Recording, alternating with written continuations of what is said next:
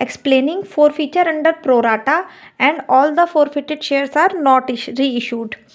Question is SK limited ने invite किए हैं एप्लीकेशन 3,20,000 के लिए, 10 रुपीज़ का शेयर है 5 रुपीज़ के प्रीमियम पे।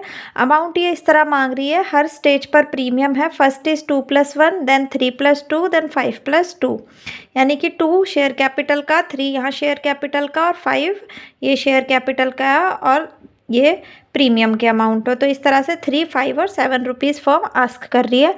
एप्लीकेशन रिसीव हुए हैं 4 लाख शेयर्स के लिए, जिसमें से 40,000 आर रिजेक्टेड एंड एक्सेस को बाकियों को प्रोराटा किया गया। एक्सेस मनी अलॉटमेंट में एडजस्ट हुई है।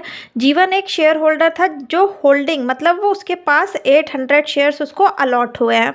800 जो अलॉट हुए हैं उसको शेयर, उसमें से उसने अलॉटमेंट पे नहीं किए और उसके बाद शेयर्स फोरफिट हो गए हैं। देन ये शेयर्स री इशू हुए हैं। इन 800 में से 300 शेयर्स री इशू हुए हैं 8 पर शेयर फुली पेड अप, यानी कि 2 रुपीज़ के डिस्काउंट पे। अब हम इसको किस तरह से सॉल्व करेंगे क्वेश्चन को। फर्स्ट एंट्री होगी bank account debit to share application. ये जो हमें 4 लाख पे एप्लीकेशन मनी रिसीव हुई है 3 रुपीज़ की, ये हम यहाँ पर डालेंगे। देन सेकेंड एंट्री होगी इसको शेयर कैपिटल में ट्रांसफ़र करने की। शेयर एप्लीकेशन ये 12 lakh to share capital. Share capital में 3,20,000 के ही जाएंगे जो फर्म इशू कर रही है और 2 रुपीज़ से 6,40,000। देन सिक्योरिटी प्रीमियम भी 3,20,000 पे 1 रुपीज़ का सिक्योरिटी प्रीमियम।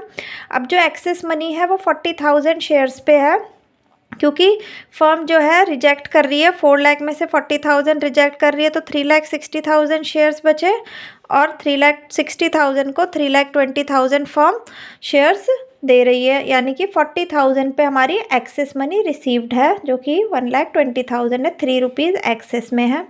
रिफ़ंड हो रहे हैं 40,000 पे 3 रुपीज़, यानी कि ये जो फर्म रिजेक्ट कर रही है इनको पैसे वापस चले जाएंगे और बैंक अकाउंट क्रेडिट होगा। नेक्स्ट एंट्री में क्या है, हम अलॉटमेंट ड्यू करेंगे। अलॉटमेंट ड्यू करेंगे हम 3,20,000 से ही। 5 रुपीज़ अलॉटमेंट पे फर्म आस्क कर रही है, 3 रुपीज़ शेयर कैपिटल के और 2 रुपीज़ प्रीमियम के। अब हमें पता चला है कि एक शेयर होल्डर है जीवन जो हमें अलॉटमेंट मनी नहीं दे रहा है।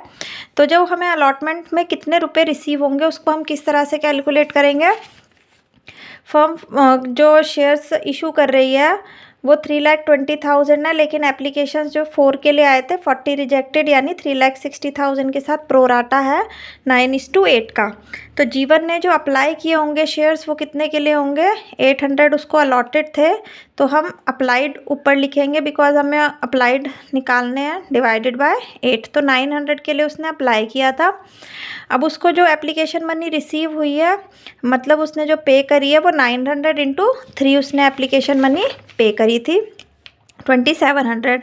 अब एप्लीकेशन मनी जो यूज़ हुई होगी वो उसको 800 शेयर्स मिले हैं, तो उस पर उसकी एप्लीकेशन मनी 3 रुपीज़ यूज़ हुई है 2,400। तो एक्सेस मनी इस समय उसकी कितनी आई हुई है फर्म के पास 300। अब फर्म उससे अलॉटमेंट मांग रही है 800 पे 5 रुपीज़ की अलॉटमेंट जो है 4,000। अब एक्सेस ये जो मिला है इसको फर्म यूज़ कर लेगी, तो ये हुआ 300 का, यानी कि इस समय इनको अरियर कितना है 3,700 का अलॉटमेंट पे अरियर है। सो हम अब बैंक की एंट्री कैसे करेंगे अलॉटमेंट की। Bank account debit calls in arrear to share allotment. अब हमें कितने रुपए रिसीव होंगे, फर्म 16 लाख रुपए मांग रही है, 1,20,000 रुपये ऑलरेडी रिसीव्ड हैं, 3,700 का अरियर है, तो फर्म 14,76,300 रिसीव कर रही है। कॉल्स इन अरियर डेबिट होगा 3,700 से टू इक्विटी शेयर अलॉटमेंट 14,80,000। ये कैसे आया, 16 लाख मांग रहे हैं, 1,20,000 ऑलरेडी रिसीव्ड है, तो 14,80,000। अब हम शेयर्स फोरफिट करेंगे। शेयर हम फोरफिट कैसे करेंगे, जितने फर्म ने इसमें मनी आस्क कर ली है उतने से ही शेयर कैपिटल डेबिट होगा। फर्म ने अभी सिर्फ अलॉटमेंट तक ही पैसे मांगे हैं, तो मनी कितनी आस्क करी है, शेयर कैपिटल की मनी 5 रुपीज़ आस्क की है टू एप्लीकेशन 3 अलॉटमेंट, तो 5 रुपीज़ फर्म ने आस्क किए हैं, तो उतने ही हम डेबिट करते हैं। जितनी फर्म ने अमाउंट मांग ली है उतने ही डेबिट होते हैं इक्विटी शेयर कैपिटल में फोरफीचर करते हुए। तो 5 रुपीज़ मांगे हैं, 5 ही डेबिट होंगे। जो हमें प्रीमियम नहीं मिला है हम सिर्फ उसी को डेबिट करते हैं। प्रीमियम जो हमने रिसीव कर लिया, जैसे एप्लीकेशन पर प्रीमियम रिसीव्ड है, उसको हम डेबिट नहीं करेंगे, सिर्फ अलॉटमेंट वाले प्रीमियम को ही डेबिट करेंगे जो हमें रिसीव्ड नहीं है। तो 800 पे 2 रुपीज़ हमें रिसीव्ड नहीं है। अरियर कितना है हमारा? 3700 का, जस्ट हमने अभी निकाला है, अरियर 3700 का है। फोरफीचर में कितना आएगा? 1900। ये अमाउंट हम कैसे फाइंड आउट करेंगे?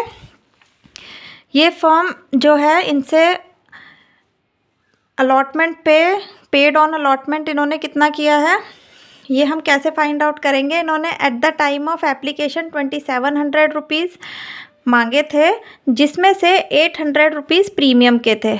एप्लीकेशन पे प्रीमियम आई थी 800 रुपीज़ की, 1 रुपीज़ का हम प्रीमियम आस्क कर रहे थे। तो प्रीमियम का अमाउंट हम जितना भी उसने पे किया है, उन्होंने 2700 रुपीज़ पे किए हैं, उसमें से हम प्रीमियम हटा देंगे, क्योंकि जो हमने प्रीमियम यूज़ करी होती है, यानी जो हमें प्रीमियम मिली होती है, उसको हम कभी भी फोरफीचर में शो नहीं करते। तो फोरफिटेड अमाउंट इज़ 1900। अगेन कैसे आया ये अमाउंट? इसने शेयर होल्डर ने 2700 रुपीज़ फर्म को पे किया है, कुछ भी मनी वापस नहीं गया है उसका। तो 2700 इज़ द अमाउंट रिसीव्ड। अब उसमें से हम क्या माइनस करेंगे? 800 रुपीज़ माइनस करेंगे 2700 में से, क्योंकि ये प्रीमियम का अमाउंट है और प्रीमियम हम फोरफीचर में नहीं लेते। तो इसका फोरफिटेड अमाउंट आएगा 1900। ये फोरफीचर में आ गया। अब हम क्या करेंगे? फाइनल कॉल करेंगे। फाइनल कॉल कितने में करेंगे? 3,20,000 शेयर्स फर्म ने इशू किए हैं, उसमें से 800 जो है फोरफिटेड है। तो हम जो फाइनल कॉल ड्यू करेंगे 3,19,200 की करेंगे 7 रुपीज़ से, क्योंकि 7 की कॉल है और 5 कैपिटल के हैं, 2 रुपीज़ इसमें प्रीमियम है। अब ये हमें अमाउंट रिसीव्ड है, इस समय कोई भी अरियर नहीं है। अब हम क्या करेंगे? लास्ट में जो जीवन के शेयर्स हमने फोरफिट किए थे, उन शेयर्स को हम री इशू करेंगे। तो री इशू के टाइम पर हमें थोड़ा ध्यान देना होता है, क्योंकि हमें यहाँ पर मेन जो है CR निकालना है।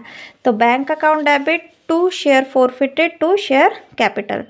यहाँ पर हम 800 हमने फोरफिट किए थे शेयर्स, लेकिन री इशू कितने हो रहे हैं? 300। तो 300 और वो भी 8 रुपीज़ पे। तो बैंक में 8 रुपीज़ आया, 2 रुपीज़ का डिस्काउंट है और शेयर कैपिटल में 10 रुपीज़। अब हम CR कैसे निकालेंगे? CR निकालते हुए हमें एक चीज़ ध्यान रखनी है कि जो हम CR निकालते हैं वो कैसे निकालते हैं? अमाउंट फोरफिटेड, उसमें से डिस्काउंट माइनस कर देते हैं, तो हम CR निकालते हैं। अब 800 शेयर्स पे फर्म 1900 रुपीज़ फोरफिट कर रही थी, जो हमने इस तरह से यहाँ निकाला है, 1900 रुपीज़ फोरफिट कर रही थी। तो 800 पे 1900 है, 1900 रुपीज़ है, तो 300 शेयर्स पे कितने होंगे? इसको हम इस तरह से निकालते हैं। जो हमें अमाउंट रिसीव्ड हुआ है 800 पे, उसको हम 300 से मल्टीप्लाई करेंगे। तो ये एक तरीके से हम ऐसे देख सकते हैं, 1900 डिवाइडेड बाय 800 जो है, ये 1 शेयर पे फर्म कितना फोरफिट करती है वो निकला है। अब यहाँ पर हमने 300 शेयर्स का इस तरह से निकाल लिया, तो ये अमाउंट आ रहा है। इसको हम राउंड ऑफ करके 713 कर देंगे। तो अमाउंट फोरफिटेड 713 है, डिस्काउंट हमने 600 का दिया है। तो CR यानी फर्म को गेन जो है इन शेयर्स को रीइशू करने का 113 रुपीज़ का है। सो हम एंट्री कर देंगे share forfeited share account debit to CR 113 rupees. So CR निकालने के लिए हमें forfeited amount minus discount divided by, तो हमें क्या मिलता है? ये CR मिलता है। सो फोरफीचर में CR निकालते हुए हमें ध्यान रखना है कि पर शेयर हमने कितना फोरफिट किया है। तो पहले हम पर शेयर का निकालते हैं, फिर जितने शेयर्स हमने रीइशू किए हैं हम उसका निकालते हैं।